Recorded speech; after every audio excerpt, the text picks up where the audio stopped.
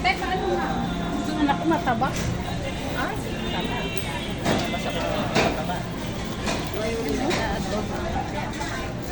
Dali lang pala dito. Morning guys, ito po. Meron po ako lulutuin ulit. Uulitin ko pong magluto ng igado. Igado po yung lulutuin ko. Igado na may laman loob ng baboy. Kakaiba po to guys kasi hindi ko alam kung ginawa na po ito ng iba. Pero ako ginagawa po namin to since na matagal na panahon na po. Ito po yung tinatawag na pork igado. Yan po, gumamit po ako ng kasim. Ayan. Tapos, gagamit po ako ng yan, saribong sariwa, puso ng baboy, atay ng baboy, lapay ng baboy, tsaka yung tito. Yan, laman loob po ng baboy. Palalambutin ko po yan. Mamaya, pag hiwa-hiwalayin kasi, yung ibang parte po niya malambot eh. Tapos, ito po yung kanyang magiging ingredient yan. Merong bell pepper, tapos may carrots, patay ng konting pambabad na na kalamansi. Tapos, yung mga sili, depende na po yan. Kung gusto nyo lagyan ng anghang, kulalagyan ko lang po ng konti.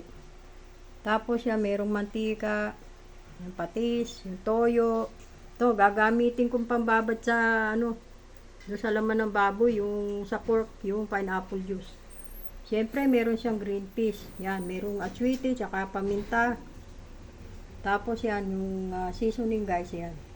Lagyan ko siya ng liquid seasoning at saka ng pork sabor. Yan po yan guys, pork igado. Tara guys, samahan nyo ako magluto. Back to you guys, ito na po yung aking lulutuin na pork igado. Ayan po yung kanyang mga yan, inilinis ko na yung yung tito, ayan. Tapos ito po yung yung kanyang puso ng baboy. Tapos ito po yung yung atay at saka yung lapay. Ayan po yung lapay guys. Ayan yung atay. Gagawin ko po ito pork igado. Ayan po yung kanyang ingredient. Kakaiba po to. Yung aking lulutuin na to kasi matagal ko na po namin to niluluto kasi may slaughterhouse po dito sa amin.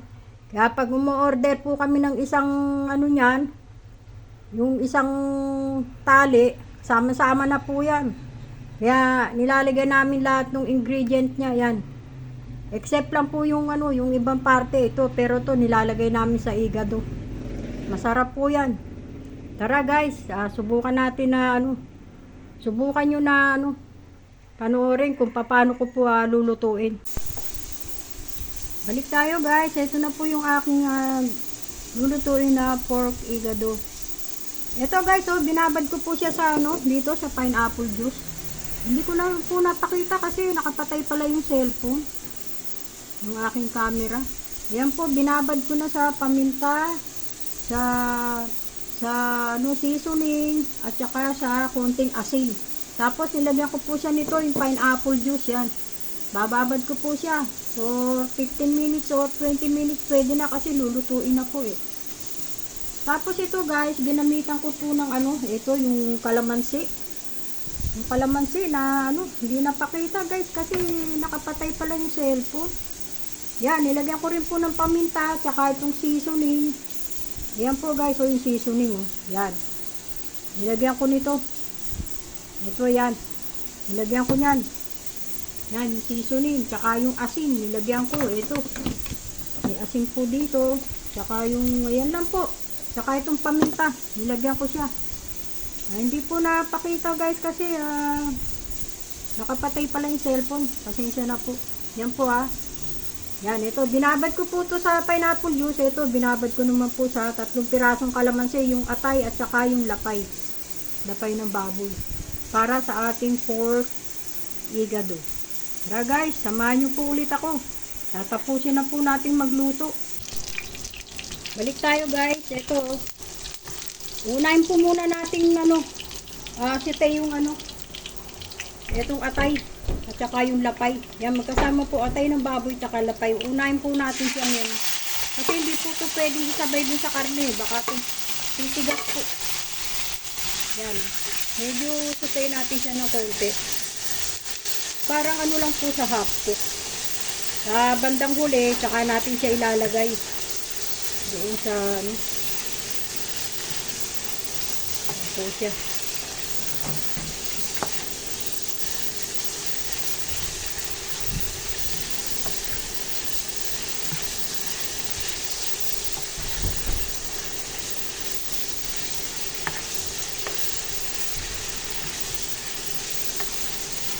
Yan guys, okay na po siguro siya.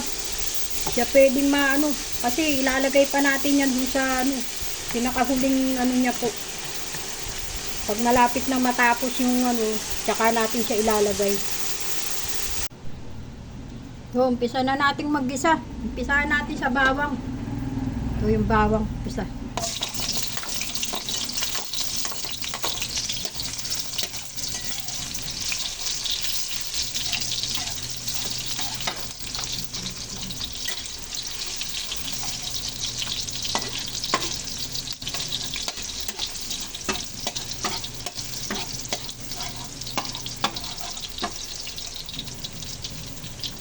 Ilagay yung siguro. Sibuyas.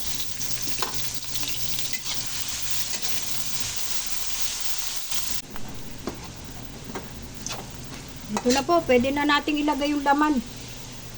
Yan. So, yung laman. Sinet aside ko po muna yung pinagbabarang kasi isasabaw natin yan mamaya. Ito yung laman.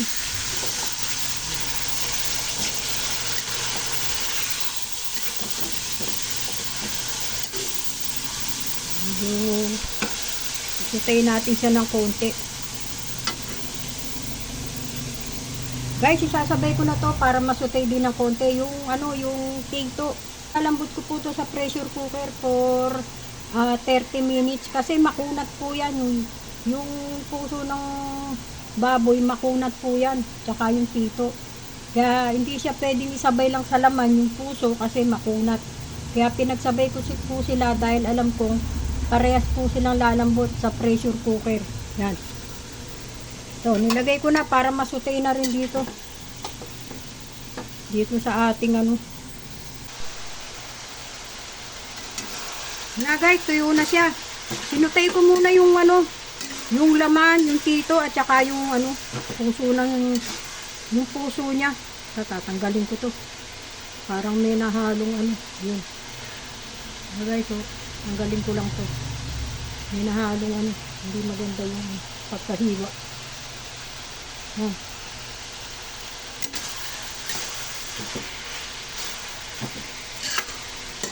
So, sinutay ko muna. Tapos, ang gagawin ko rito, ilalagay na natin itong ano, itong stock. Yan, yung stock niya.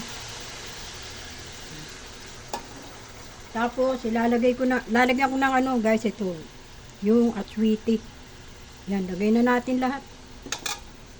Yan, huwag muna natin siyang patisan, waro, mamaya na. Pagka ano na. Kasi baka umalat. Ang gagawin ko rito, guys, tutubigan pa ng konti. Konti na lang. Yan. Kasi marami na siyang ano. Tapos, tatakpan ulit natin siya para lumambot yung laman. Tsaka yung tito, para mas lalong lumambot yung tito, tsaka yung puso. Mas masarap kainin pag malambot. Yan, tatakpan muna natin siya. Siguro mga ano na lang po to, mga 20 minutes, ganyan po. 15 to 20 minutes, pwede na yan. Balik tayo. Ito na po yung ano, yan o, tinubigan ko para lumambot yung ano, yung karne niya, tsaka mas lumambot pa yung ibang ano niya, kasama niyang ano. Guys, ito, hindi ko napakita kanina. Papakita ko sa inyo ngayon. Etong ano, hindi ko na ano yung sa ingredient niya, yung luya. Yung laurel, ayan po. Luya tsaka laurel. Yan, lalagyan natin ng konting luya para yung hindi siya ano, hindi siya ano sa lansa. Lalagay ko na yung ibang ingredient niya hanggat ano. Mamaya ako na ilalagay yung fish kasi madudurog po yun.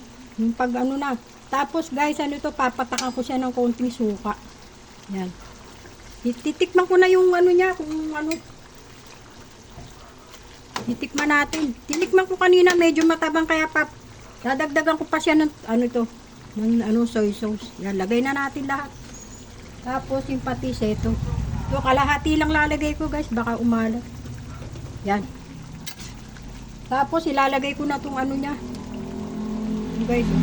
Yan. Lagay na natin yan. Yung ibang ingredient niya mamaya na kasi guys, wala akong ano wala akong oyster sauce kaya ito na lang lalagay ko. Nor seasoning, nakapak yan. Isang pack po yan. Yan, tapos kanina hindi ko napakita to sa ingredient.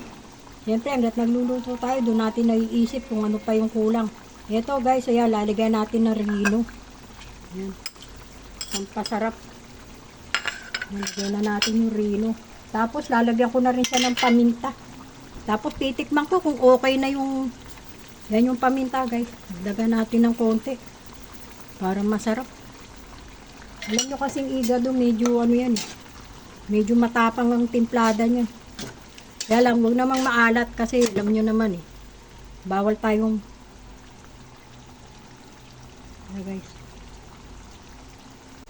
Balik tayo. Yan. Kasi sindi ko lang ng ilaw. Wala palang ilaw. So guys, ayan. Ang gagawin ko rito guys, tatakpan ko siya uli. Yung fish. Ito guys, nilagyan ko na siya ng paminta Yan, nilagyan ko na yan. Kasi pinatay ko wala palang ilaw. Nilagyan ko ng ilaw.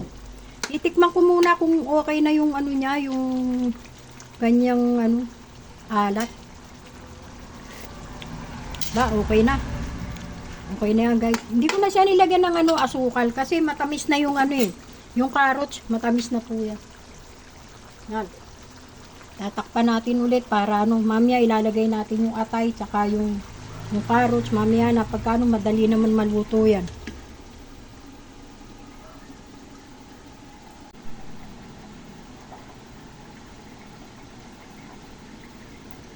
Tara, tignan na natin kung okay na yung ano niya. Yan, lalagay ko na yung ano, yung carrots. Yan, tsaka yung bell pepper, lagay na natin, sabay na sila.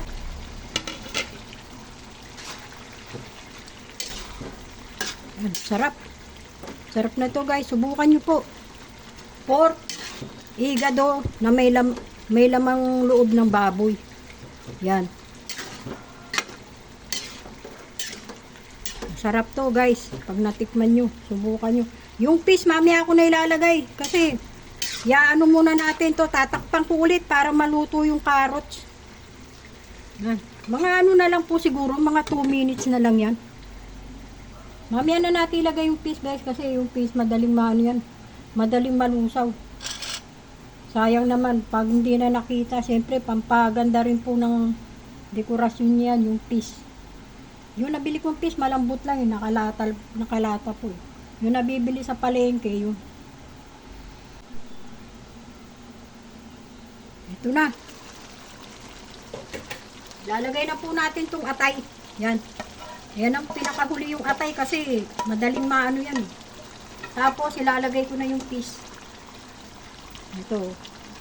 Yan, lagay na natin. Yan. Lagyan ko ng ilang pirasong sili. Yan guys, lagyan natin ng ilang pirasong sili. Para masarap. Yan, ganyan lang po siya. Yan.